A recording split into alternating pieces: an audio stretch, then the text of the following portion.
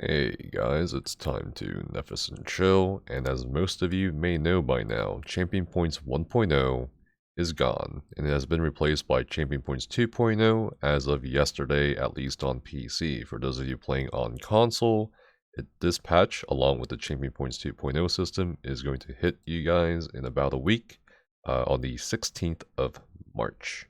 Now, a lot of people have, of course, been asking about optimal allocations for Champion Points 2.0, and well, this is it for the ESO University. And I'm going to go over this with you guys in this video, as to clear up any confusion or any misconceptions. If you guys want to check it out, there are other guides by fantastic other content creators, and also ESO professors like Skinny Cheeks, who has a video in regards to leveling as a DPS from the from as little as I believe 300 CP and onwards, up above 810 CP, and even more as to where you should allocate points and what you should expect. Now, these are optimized champion point allocations for 1170, 1800, and 2100 CP players for update 29, and this is specifically for PvE. We do have a fair amount of endgame PvPers. Still testing the warfare and fitness champion point allocations, so we haven't slapped that up yet because there hasn't been much testing yet on live server, and we'll definitely post the PvP, or at least a general PvP allocation, once the other endgame PvP professors sort it out. We don't want to mislead people or anything like that, but most of the allocations here for PvE are based off of both public test server findings and also so far live server findings and raids. This is a temporary page as well, because as many of you are familiar with the mobile or desktop version, this is outdated. CP 1.0 is now gone, and we are still working on finalizing version 2 of the ESOU website. Big thanks to the Patreon supporters as well for supporting the website development financially and also the maintenance. Once that's done, we'll revisit this page most likely, and then work out a much better, more aesthetically pleasing format for your CP 2.0 allocations. Anyway, moving on. Now, why not 810 CP or 1300 CP, 1500 CP? Well, I'll explain here. As it says here, we're showing these allocations for 1170 specifically because this is about where you start seeing not only as a DPS or anything pure damage, but also the beginnings of mitigation. So at about, let's say 700, 810 CP, you still have most of the damage, or relatively compared to last patch, you still have most of your power for any of the content you wish to try to clear, like trials, dungeons, or arenas. However, obviously there is a vertical progression to the new CP 2.0 system, although not as much as PTS Week 1. And at about 1,000, 1,200, specifically around 1,170 CP, you start seeing the ability to not only damage more, but also mitigate incoming damage for yourself as a damage dealer. And then at about, let's say 1,300, 1,400 CP, you start seeing more of that mitigation as you gain more champion points. And it is really easy. It's a lot easier now to get to this mark compared to the old 810 champion points. In fact, it takes about 52% less XP to get to 3,600 CP than it did for you to get from 0 CP to 810 CP with the old system, just to give like a numbers perspective. So we found that we felt fair for it to start here because it's kind of the new 810 CP in terms of both damage plus mitigation. And of course, 1800 CP is the end of the new XP curve, which you can find through Asian God spreadsheet in terms of XP calculations and so forth. So 1800 CP is kind of where the devs said, okay, after the 1800 mark, it's going to be a bit harder for you to grind CP. And conveniently at 1800 CP, this is where you actually start seeing more of a beginning of a min-max point. And with 2100 CP, this is actually the absolute min-max point, at least in regards to PvE. I mean, this is basically all your passives unlocked, and anything beyond 2100 CP is kind of like quality of life. Like, you can put more points into the other slottables you don't have slotted in your champion point bar. basically letting you swap nodes rather than respec, put some points into a different node to slot that node. So that's beyond 2100. There's really nothing, honestly. Obviously, also this allocations do not mean you can't complete hard content at any CP level or lower. I mean, before anyone calls me a toxic elitist or whatever, this is not me saying, or this is not us saying, hey, if you're at 810 CP, you're bad. You can't do anything. You can't do VMA. You can't, roll with us on dungeons. You can't join raid teams. That's not what I'm saying. This is basically just optimal allocations for different milestones up until 2100 CP. You can still clear hard mode dungeons. You can still do anything at 600, 700, 810 CP. But beyond that, as we start seeing more players progress with the newly accelerated XP curve and time, along with people figuring out more and more the new patch and perhaps potentially the new patches coming in the near future with Blackwood, there is going to be a sort of like a stamp here that we've kind of decided on.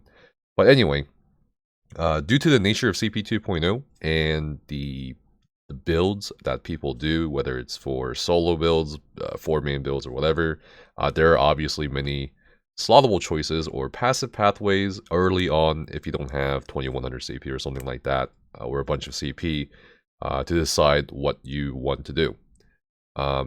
We still need to do a bit more testing, but that's more for not just a couple slottables we need to kind of test or tweak around, but also in terms of item sets and so forth, that needs to be done raid content. But generally, most allocations at this point will be very, very close to each other. For PvP, note that many things are even more situational, but nodes such as Resilience, Focus Mending, Juggernaut, Slippery, and Ironclad seem a bit too good to pass on at the moment for many specs. Otherwise, in the future, take our PvP allocations as a general allocation to start off with. Anyway, just some important information. Alkosh was changed, but at the same time, for magical DPS compositions, I mean, with 7 light being a thing, or even as a macro or a mag blade with your penetration passive, Alkosh being capped at 3000 is whatever. We believe that magical DPS compositions won't really need Alkosh on most boss fights. Stamina DPS compositions will still need Alkosh on boss fights. Both compositions will still need Alkosh on trash. Also, if you need to adjust or readjust your penetration based on your item sets or your weapon traits and so forth, you need to do so, as again the raid dummy was updated last patch. The break-even point between Shadow and choosing Shadow and Thief is about in the 70s, so take that as you will. But it's going to be Shadow or Thief this patch for DPS. Bloodthirsty is pretty much undisputed at this point. And of course, we do have weapon traits for the Flames of Ambition DLC. Lots of interesting options here, particularly for stamina DPS, like the stamina DPS double dual dagger setup. You can do Nerdhome Precise on the front bar, or depending on your penetration, Nerdhome Sharp in front bar, double daggers with double daggers Precise and Precise back bar due to the nerf, the very tremendous nerf of axes. And again, we also do have the very interesting, if you've been following on YouTube, the magical DPS dual daggers that I showcased for not just Magplars, but also Maxorcs, Macros, MacDKs, and so forth. And here we have the PvE slottable nodes for 1170, 1800, and 2100 CP allocations. The really cool thing about the CP system is its simplicity compared to the previous system, where there were a lot of esoteric things like jump points or whatever that you needed to know beforehand, and which was not good. But with slottables, it largely remains the same no matter how much CP you get in terms of optimization, optimizing your mitigation damage and so forth. And here we have Ironclad, Rejuvenation, Balance, Vitality, and of course you have to choose between Siphoning Spells or Blood Renewal. Just a word of note on these two things: these are based on killing blows and not participation kills. And yeah, fitness slottables for tanks. It's again like very there's like 3 main ones: Balance, Vitality, Rejuvenation, Ironclad, and then you have situational ones. Like Bastion or Strategic Reserve. You can maybe do a pretty cool mitigation build with Immovable Pots, or the skill Immovable with Juggernaut. I mean, there's so many options for that. But in general, this is pretty much it. And we do have, again, fitness slottables for healers. I mean, pretty much similar things to between everyone.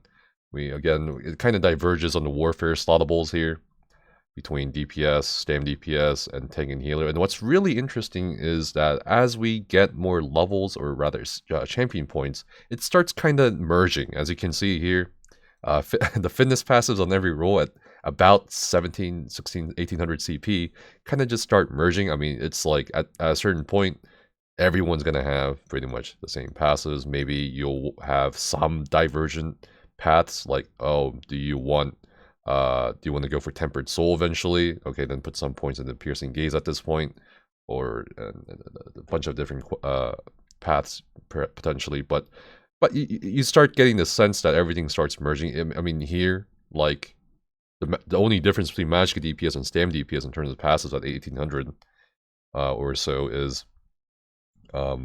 which one they're taking last, which node they're taking last. Battle Mastery is for Stam or physical based damage, and Flawless Ritual is going to be Magicka based damage and so forth. So really, it just comes down to what the priorities are first, as you'll see if you go to the page, and then at the absolute min-max point, literally, it's over. I mean, at that point, with 200 CP allocated per tree to 4 slottable nodes, this is what you get. But yeah, hopefully you get this will help you guys decide, okay, which point should I prioritize first, which point should I go for once I get closer to 1000 CP, and then after that, it's kind of whatever.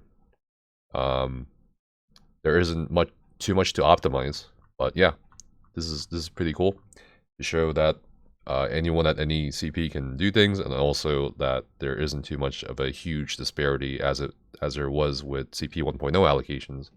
And I think we're going to definitely see a lot of interesting builds in the near future from players, as player creativity knows no bounds. But anyway, thanks so much for watching this video. And this page will still remain up, and we put this up on the champion points page. We also put this up on the homepage slider just for ease of access. Hopefully we can reorder this to the first slide. And yeah, let me know what you guys think about the new patch so far down in the comments below.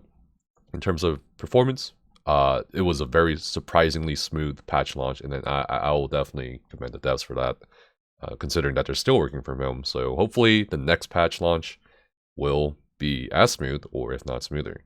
But yeah, thanks for enough as and chilling, and stay safe, have fun, and see you guys next time.